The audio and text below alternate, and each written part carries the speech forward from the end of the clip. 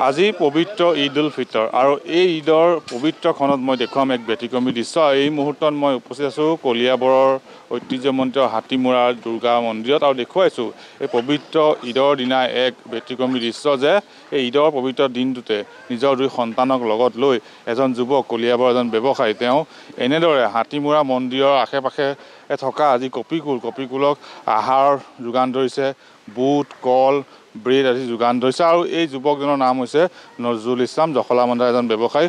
আৰু প্ৰতি বছৰে প্ৰতিটো ঈদতে তেওঁ এনেদৰে হাতীমূৰা মন্দিৰ হওক, কামাখ্যা দেৱালয় বা অন্যান্য স্থানত থকা কপিকুল বা চৰাই চিৰিকটি আদিক খাদ্য যোগান ধৰি আছে। আজিও ব্যতিক্ৰম নহয়, আজিও এই হাতীমূৰাৰ দুৰ্গা মন্দিৰত আহি এই কপিকুলক, যিসকল কপিকুলাত বাস কৰে হাতীমূৰা মন্দিৰ আশে পাশে থাকে, ৰাইজে এই মন্দিৰলৈ দৰ্শনাৰ্থীয়ে দিয়া প্ৰসাদ কল আদি খায়। সেই কপিকুলসমূহে বিভিন্ন সময়ত খাদ্যৰ নাটনিত ভোগে আৰু সেই ঈদৰ পবিত্ৰ দিনটোতে কলিয়াবৰৰ যুৱক নজৰুল ইছলামে প্ৰতি বছৰে পবিত্ৰ ঈদৰ দিনটোত এনেদৰে খাদ্য যোগান ধৰি আছে।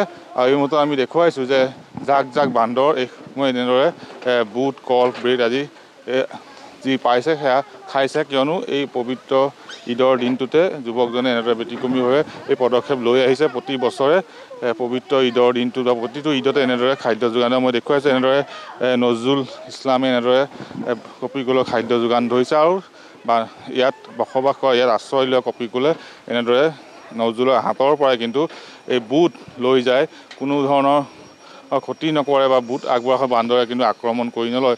আৰু এই দৃশ্য হৈছে কলিয়াবৰ হাতীমূৰা মন্দিৰত, হাতীমূৰা দুৰ্গা মন্দিৰত আমি দেখুৱাইছোঁ এনেদৰে কপিকুলক খাদ্য যোগান ধৰিছে জখলাবন্ধাৰ যুৱক নজৰুল ইছলামে। আমি আপোনাৰ কাষলৈ আহিছোঁ, আপুনি প্ৰতিটো ঈদতে এনেদৰে খাদ্য যোগান ধৰি আহিছে? হয়, মানে ঈদ উপলক্ষে মই প্ৰত্যেকটো বছৰতে আহোঁ। এই দেখিছে এনেকৈ বান্দৰত মোক কেনেকৈ ওচৰত আহি যায়, একদম পোৱালি বান্দৰ আহি পেলাই হাতৰ পৰা লৈ খায়, তাকে ভাল লাগে। অন্য খোৱাটোতো চবেই খায় কম বেছি পৰিমাণ। মই ঈদ উপলক্ষে মানে ভাবোঁ আমি এটা ফূৰ্তি আমোদ কৰোঁ, তাকে লৈ পেলাই প্ৰতিকূল যি মানে বনৰীয়া বান্দৰ হয় তেওঁলোকক লৈ পেলাই মই এটা ফূৰ্তি আমোদ কৰোঁ। মোৰো ল'ৰা দুটাৰ লগত লৈ আহোঁ, প্ৰত্যেকটো ঈদতে আহোঁ। আজি 11 বছৰ ৰানিং চলি আছে। বিশেষকৈ কি, মানুহক খোৱালে মানুহ পাহৰি যায়, কিন্তু জীৱ জন্তু পাহৰি নাযায়। এই আহিছে দেখিছে তেনেকৈ হাতৰ পৰা লৈ খাই আছে, কোনো ক্ষতি নকৰে। তে বান্দৰটো এনেকুৱা এটা জানোৱাৰ মানুহৰ নিচিনা বুজি পায়, মানুহৰ দৰে আকলি ল'ব পাৰি। কিন্তু মানুহে তাক যদি ভালকৈ তেনেকৈ কৰোঁ, কোনোদিনা ধকাবাজ হৈ যায়, পাহৰি যায়। নিমখ খাই নিমখৰ গুণ গাব লাগে, কিন্তু সেইটো বান্দৰে কোনোদিনাও নকৰে।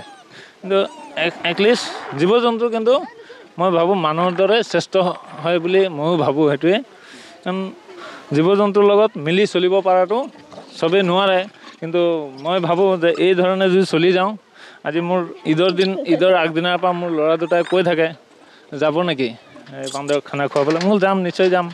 এই আজি সেইদৰে লগত লৈ আহিছোঁ। মই যেনেকৈ খুৱাইছোঁ তেনেকৈ মোৰ দৰে আৰু ব্যক্তি বহুত আছে, খুৱাওক। তেনেকৈ হ'লে সিহঁতে অনুপ্ৰেৰণা পাব, তাকে ভাল লাগিব। এনেদৰে নজৰুলে এই যি বাল্টিত তেওঁ বুট লৈ আহিছে আৰু সেই বুট তেওঁ হাতেৰে বান্দৰক দিছে, বা কপিকুল ইয়াত যি আছে শ কপিকুলৰ জাক আছে, নজৰুলৰ হাতৰ পৰা এনেদৰে শাৰী পাতি ৰৈ নজৰুলৰ হাতৰ পৰা বুট সংগ্ৰহ কৰি খাইছে। কোনো ধৰণৰ আক্ৰমণ কৰা নাই বা বন্য জীৱ জন্তু যদিও কিন্তু মানুহৰ লগত সহাৱস্থান কৰিছে এই কপিকুলসমূহ। আৰু তাৰে এক দৃশ্য আমি দেখুৱাইছোঁ। আৰু আজি পবিত্ৰ এই ঈদৰ শুভক্ষণত এই যুৱকজনে জখলাবন্ধাৰ নজৰুল ইছলামে এনেদৰে এই জীৱসমূহক খাদ্যৰ সংকটত ভোগা, কিয়নো মন্দিৰলৈ যাত্ৰী অহাৰ সময়তহে এই কপিকুলসমূহে খাদ্য লাভ কৰে, কিন্তু যাত্ৰীৰ উপস্থিতিৰ সংখ্যা হ্ৰাস হ'লে তেওঁলোকে কিন্তু খাদ্যৰ সংকটত ভোগে।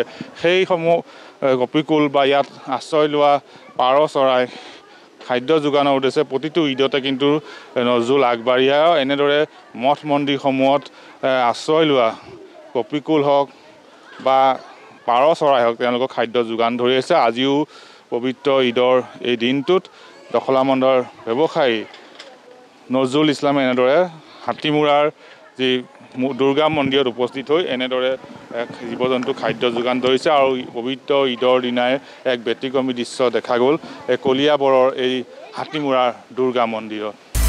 আপুনি বিচৰা বাতৰি পাব কেৱল নিউজ 18 এপত। নিউজ 18 এপ ডাউনলোড কৰিবলৈ স্ক্যান কৰক এই QR code. Google Play Store তো পাব এই নিউজ 18 এপ।